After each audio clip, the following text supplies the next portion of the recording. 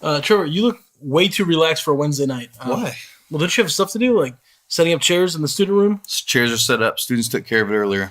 Okay, what about like running the computer for the worship practice? Taken putting your care notes of. in there? Students came earlier, put everything in the computer. They're running right now for worship. Everybody in the room. So Okay. What about outside setup? I mean, you have to have games, taken music. care of. All the flags got set up by students. They're running games right now, throwing the football. Students are doing it. So students set up outside, they set up inside in the running worship. Yes. All right, what about your message? You can tell me, a student's going to do your message tonight or something? Actually, there's a student sharing their testimony. That's the message tonight. So, yeah.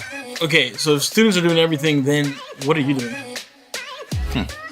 Never thought about it like that, but somebody's got to teach them how to do all those things. So, I guess I'm leading students.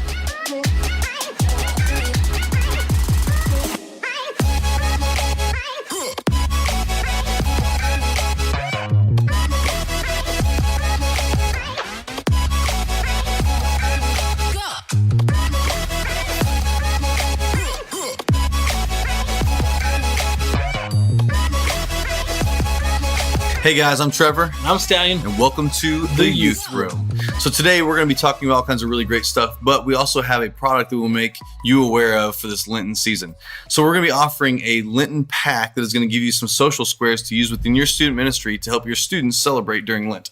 This is really a great resource. You'll get these social squares. You can use them as they are, or you also get blank versions where you can add your own text or verses that maybe you think would be beneficial. Yeah, it might be a great way for you to encourage your students during this season to really celebrate and to embrace all that Lent means as you enter into Easter. And so we'll make these available to you. You can find a link for this product in our description below, or for anything that you ever need, just go to 1230.media and you can find all of our resources, everything that we mentioned on the show on that website. That's right, so grab that thing. But today we want to talk about something very specific, and I think something that's incredibly important. I'm actually really excited about this episode because it's something it's a different topic. It's something that's going to be, I think, really helpful for you guys. Yeah, I think this is the kind of topic that if you can embrace this thing and you can kind of like perfect this thing, you might see your student ministry go to a whole nother level because you won't be the one necessarily leading, but you're actually helping your students and empowering them to lead as well. So everybody knows how difficult it is to have so many things to do as a youth pastor, right? Oh yeah, definitely. There's so many activities, so many things to do. So much stuff on a Wednesday. You usually have a to-do list or a checklist of all these things to get done,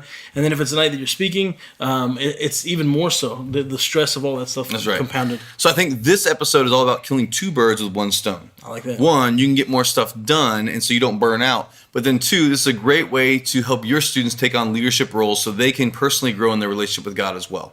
So we want to talk about 5 different areas where students can get involved to help serve and help lead in different situations. And then you don't burn out too. So what's the first one, Stal? Our first one is in the area of production. This one is probably one of the easiest ones that you'd see. I think any church has some type of screen or slides that have to go up, or message notes or worship song lyrics. There's some kind of audio system and potentially even lights. This is just a great area to get your students involved and plugged in to volunteer. Yeah, you may have students who have kind of like technological abilities, maybe beyond your own even, and this is a great way to pull them in to give them leadership opportunities, but also to give them opportunities to do something they're really, really good at. So you can praise them for it, and then also your student ministry kind of quality will go up and up and up.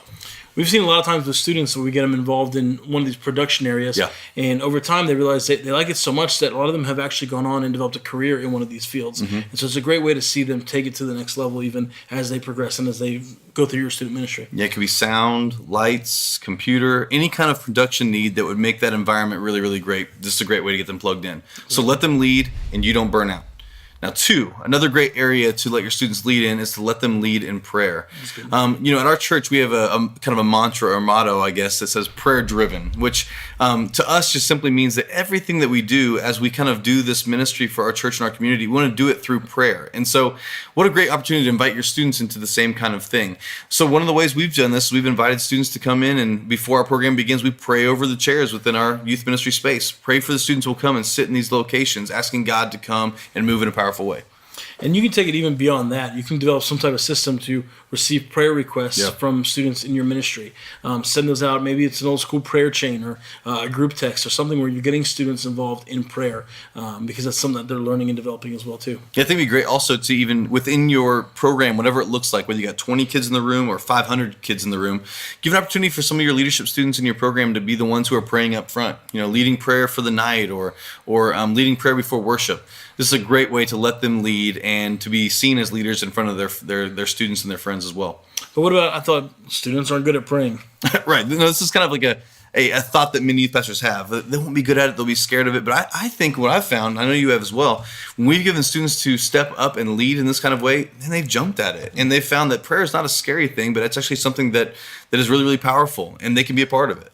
We recently challenged some of our students in a big way to pray as we were going through a series called Revival, and we gave them some time slots to fill out. We went ahead and mapped out a whole week of prayer, and we said we want you to sign up for a 30-minute time slot, and we want to see our whole entire week covered in 24/7 prayer. Now there was some gaps in there in some of the time slots, but our students really stepped up. They set alarm clocks for 2 and 3 a.m. and they got up and they prayed for our student ministry, for our area, and for our town to see revival. Yeah, we wanted them to see that God is going to do incredible things, and one of the reasons it's going to happen is because He's going to respond to the prayers that you're lifting up, and you can lead in that kind of way. So our next area is hospitality. This is a beautiful area because for us, it's anything that happens from the moment a student gets out of the car to when they come in and the program starts. And so anything that happens in there, how can we get students to help greet and feel welcome other students? Yeah, this is a really great point too. In all these different areas, you may find students who are really gifted in one of these areas or another. If you have students who are like super hospitable, they smile all the time, they're super happy to meet all kinds of people, use these kids. Set them up at the guest services area. That way when kids come in and they check in, you can say, hey, will you take them around, show them around, invite them to see all the space and meet new people. This is one of those areas that's going to require, I say training, but I mean really a little bit of a push. You're going to have to inspire them to go and to do this. But we know that ultimately for a student to come as a first time, meet another student, someone they can become friends with, that's going to be super effective. And so you can get them to pair up by school or by grade or common interests or whatever you come up with. Find someone who's going to welcome a student who is new, welcome some people, greet them at the door, and make them feel welcome for that. That's right. You shouldn't be the only one who's making the room hospitable. You've got plenty of students to help you with that as well. And so let them lead there so they can find out those giftings that God has given them as well.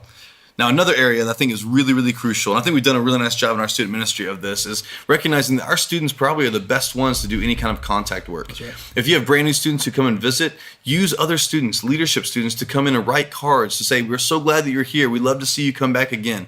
That is something that we never really happens in our life anymore. We don't get mail in the mailbox anymore unless it's like a bill or something like that. Yeah. So if a student gets a card from another student saying, hey, we're so glad you were here, come back and join us once again, that's got to mean something. We recently had some students job shadow us, and when they came, they were kind of curious about what are we going to do? Yeah, what's our job today? What does your job look like? And I said, well, today we're writing cards.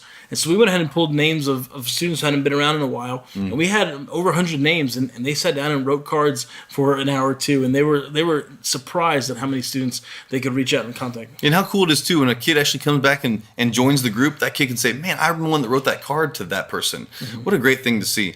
But also, maybe you have a social media platform that your student ministry is a part of, and maybe you got a kid who's really good at social media. Man, let them take that on and say, hey, listen, when students lead this program on a Sunday night or a Wednesday night, we want to make sure there's contact that's happening all throughout the week, and social media is a great way to do that. And you have to give some parameters and some expectations and all that kind of stuff.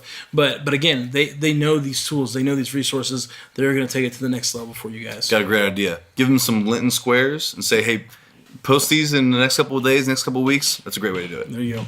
Our last category is kind of a catch-all, but it is also something specific, and that is to let students leave in the area of fun. Now, again, this is a broad topic. Trevor, a little bit from like our service standpoint, we need students helping out with fun. Hey, here's the truth. I'm 35 years old. I'm not that fun anymore. But students are way more fun. So I think sometimes we get so serious in what we're trying to accomplish and we kind of lose the fun factor. So find some students who have a great time in whatever they do and say, hey, listen, you lead the games on a Wednesday night. You lead the games on a Sunday night. You be the ones outside setting up volleyball or dodgeball or whatever it might be. You have a great time and invite other students to come and be a part of it too. Truthfully, if our students are having fun, their friends are going to have fun. That's right. But the other side of this is to get important feedback when we desire to plan events or activities. I think putt-putt isn't cool anymore. But maybe for some students it is. And so to get a pulse, to get an idea of what's going on, what's happening, they'll tell us what the new trend is or what the newest activity or latest movie coming out is. And if we could listen to them, we win some fun points. Yeah, I think it'd be so wise to sit down with a group of students, leaders from your program, and say, man, what is something that students really love to do? Or what do you think about this idea? Would this be fun or would this be a total bomb? They could save you from any kind of, losing face during the middle of a program because you chose a dumb game. Let them choose it. Let them run it. And let them lead in that way. But listen, these are just a couple of categories that we've come up with, that we've thought of. What are some of the categories? What are some areas where you let students lead? What are some ways that you've seen success and maybe even some failures in this area? Yeah, let us know below. We want to hear about it, and we'll see you next time in the Youth Room.